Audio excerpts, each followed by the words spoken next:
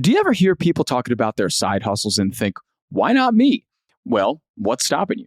We worked with HubSpot to create a database of 100 side hustle ideas that you can start now. Everything from design and real estate to public speaking and wellness. There's something in there for everyone. Plus, we cover the skills you need and the investment you'll probably have to make to get started. Ready to break out of your 9 to 5? Go to HubSpot.com/THDS to download for free. Good morning, everyone. It's Monday, December 30th. I'm John Weigell here with Juliet, Bennett, Weigell, and this is the Hustle Daily Show.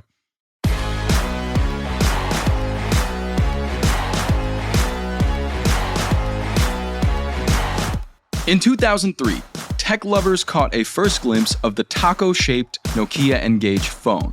It was a revolutionary idea about combining a phone and a gaming console, but it didn't really pan out the way Nokia wanted, which is why it gained a place today in our failed product series. So why did this foray into mobile gaming go so badly for them? We'll tell you why, and Juliet will answer that in a second.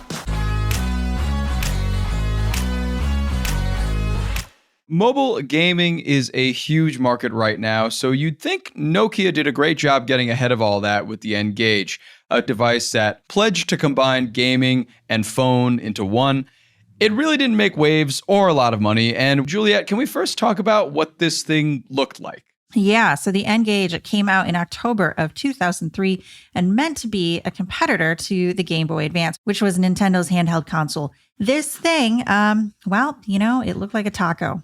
People called it the taco phone. Kind of a hard shell taco, just to be clear. Right, not floppy. Yeah, hard shell, flat, maybe kind of like a seashell, that kind of shape. So much bigger than you would think of a normal phone, or at that time specifically, if you want to stick with Nokia, the brick phone that Nokia is famous for. Right. Much larger and more awkwardly shaped than your traditional dumb phone at the time.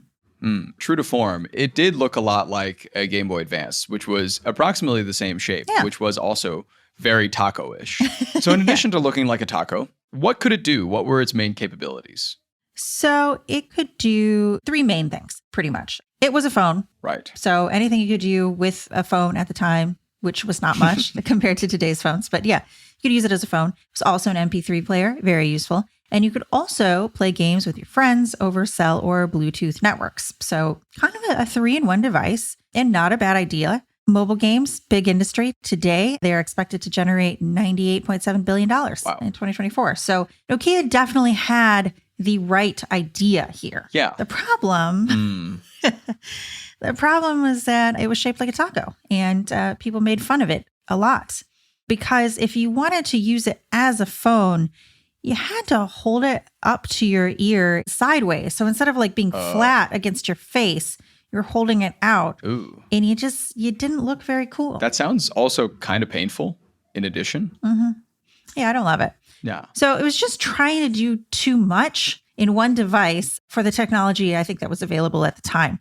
So let's say you're playing a game, but you want to play a different game. Well, you got to insert the game cartridge. But to do that, you had to take out the phone's battery. It wasn't just like, I'm playing this game, I'm going to switch over to this game like today. It required all of these steps. And then if you wanted to use it as an MP3 player, you had to disassemble it again. And then there had to be a memory card that you would put in. And that wasn't included with the phone. So that was like an extra thing. And plus, it just wasn't that pleasant to game on. A lot of users found that the buttons were pretty clunky because, it was also a phone. So it had a lot going on, and then it kind of really didn't do any of those things well. Pretty fantastic idea pretty early on in 2003 to make something that was capable of playing games and being able to call people. And the question, I guess, was at the time, how could any device be capable of doing that? Right. And I guess the answer is it wasn't. Right. You had to keep detaching, reattaching. It was kind of like a Transformers of phones where you had to kind of have these different necessary attachments for a different function. How expensive was it? Was it like an expensive purchase? Yes, for its time, very. It retailed for about $300, which in today's money is $500.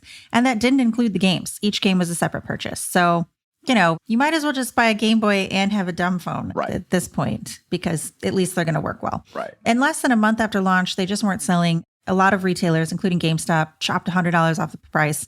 But it didn't really matter because within 2 years, Nokia was like, you know what? This is not working. They tried to redesign it. That didn't work either. So they did continue to make games. They had an N-Gage gaming platform, which was actually active until 2009. Then they shuffled customers over to the OV App Store, and that's also now defunct. But, they had a great idea. You know what's a winner for Nokia? Snake. Snake was a solid game. Big winner. When that was all you could play, Snake was great.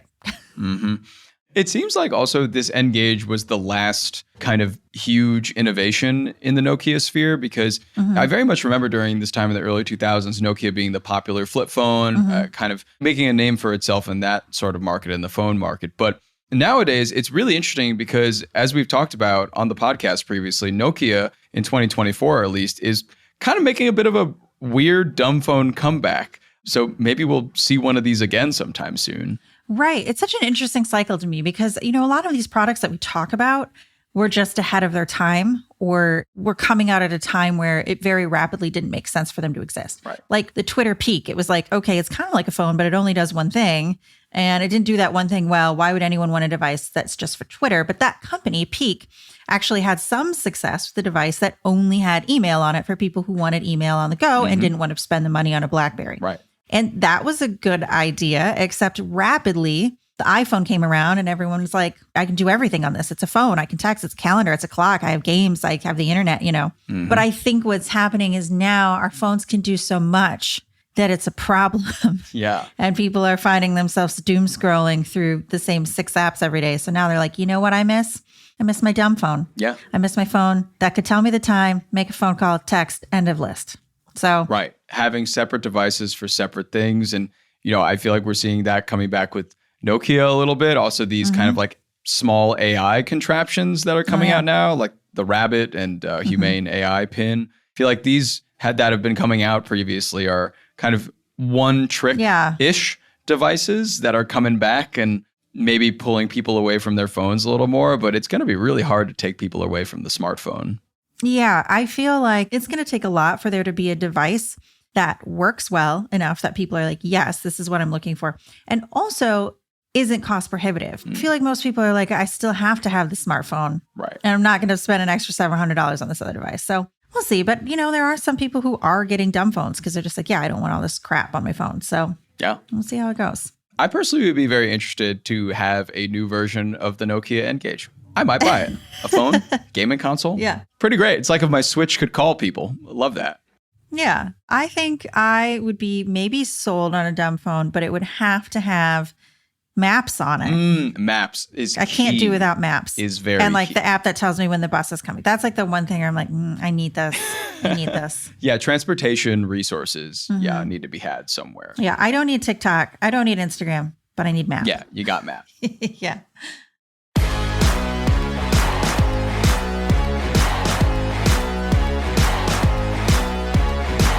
All right, and that'll do it for us today. Thanks for tuning into the Hustle Daily Show. We're a proud part of the HubSpot Podcast Network. Our editor is Robert Hartwig. Our executive producer is Darren Clark.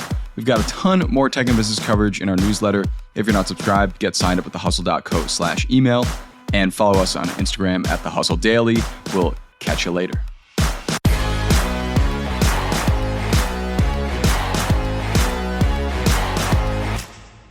Hey everybody, it's your host, John Weigell. If you love the insights HubSpot brings to your podcast feed, then you're going to love Marketplace Tech. This daily podcast keeps you up to speed about the latest in tech news and what it all means for the economy.